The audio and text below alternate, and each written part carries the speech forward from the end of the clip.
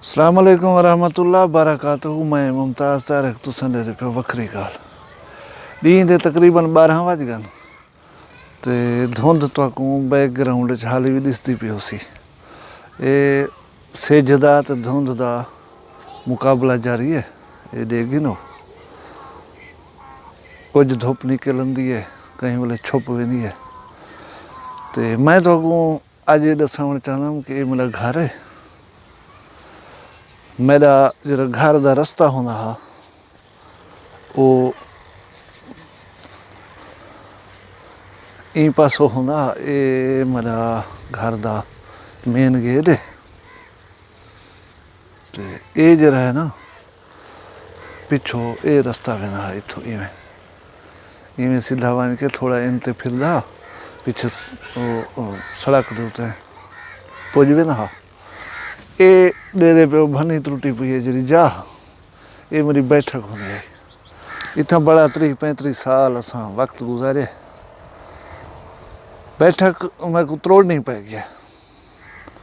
उनकी वजह यह है कि मैं जरा रास्ता तो दस्यम लिखलायम वो मैं नहीं घिन सकिया। बड़ी कोशिश की है, मेहनत की है, लेकिन मैं को थोड़ा रास्ता नहीं मिल सकिया। ये बैठक को तोड़ दीते। वो नलका डेरे पे लगा खड़े तो इन्हें इवें वाशरूम भी बनवाया से वो बनया खड़े। हुण ये सारिया चीज़ां मैं को वाला तब्दील करने पसंद। तो मैं जिमें तो दसे ये मेरा घर है। घर का मेन गेट दिसदा पे यही मैं कोई इथों शिफ्ट करना है। हुण मैं नवा रास्ता कितों गिदा वो तो लिख लेना चल। ये तुसां बैकग्राउंड पहले बनने वाला मेरा घर तो ये नाल जरा इजाफी कमरे बरामदा ये जरा बनने ये देख सकते पियो। तो हुण गेट मैं इधर घिन के आऊँ। रास्ता मिलन के बाद सोलिंग लगना शुरू थी गई। एडे देखो सोलिंग लगी पई है, लगती भी पई है। ये जिला कौंसल की तरफों जो फंड्स मिले यूनियन कौंसल को वो सकूँ राह बनवा के देने पा। तो चेयरमैन साढ़े जो इलाके के हैं कमर खामदानी उन्होंनी कोशिश नाल ये बनना पे मजदूर काम करने पा। ये मेरा ख्याल है कोई 190 फुट सोलिंग लग चुकी है। ये मेरे नाल दे बहुत सौ प्यारे प्यारे खेत हैं सरसों के। ये देख सकते हो हाली भी काम शुरू है। मजदूर बंदे काम करने पा। इधर नाल कणक है।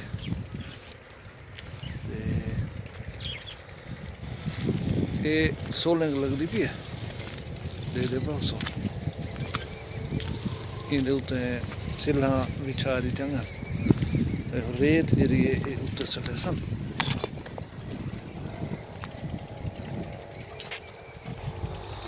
देखो जवान मजदूर की मेहनत के वास्ते खिदमत के वास्ते सब्जी है। ये मोटरसाइकिल नहीं सी टप सकता है। हम रास्ता बनना पे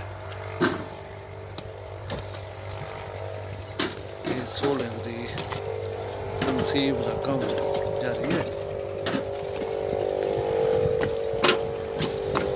यार बड़ा मेहनत और मुशक्कत का काम है। सजी क्या हाल है? ठीक हो लगे भी हो जी बनने को तो बात। हाँ यार बने वीडियो तेरी वीडियो बनाऊँ ना बनाऊँ मेरी वीडियो ना हुण वो गाल तो कहीं नहीं गिरी मेरे डरदा पिया हैं। ये यार साडा छोटे छोटा कम उम्र मजदूर है। ये शाम को इन्हें बैटरी जरा मठी थी होंदी है। हाल ही बिल्कुल तरह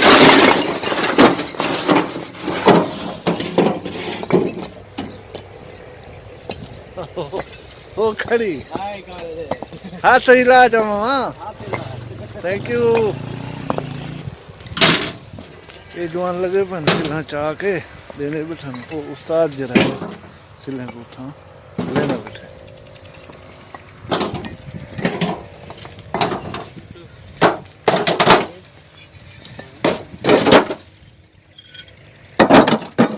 हाथ क्यों नहीं लेना? हाथ क्यों नहीं लेना? सुना चासे चासे मजदूर थोड़ा कमजोर है। यो ये ताकतवर है जज्बा है ना जवान है मुझे लगता है हाँ मामा चौखे जाड़े थी कल मजदूरी को मैं कहूँ हाँ मैं नवा आया था। नवा है ओदी हाँ। अच्छा तार तो कैमरे लो भला ये पैसे किरे कर से पैसे किरे कर से पैसे कमी हो रहे कमे हो सन अम्मा आप बेगुल से माशाल्लाह कोई शादी मादी खड़कावण का प्रोग्राम है ना हाल ही कहने ना हुण कमावण पै गई हुण तक परना होना चाहिए ए कोई आसरा कीती वधी थई शर्म है मैं क्या आसरा कीती वधी शादी दा की थई अले ना सही चला ओले ताड़ी खड़े थे बहरहाल बहुत अच्छी गाल है नौजवान बाल अपना हक हिलाल की मेहनत करने पन मजदूरी करने पन ये जो चारा वाला इन फिर वैसी मेन इंडस रोड पुलिस है उधर तो ट्रैफिक मैं तो जूम करके दिख रहा हूँ ये तो ये मेन रोड है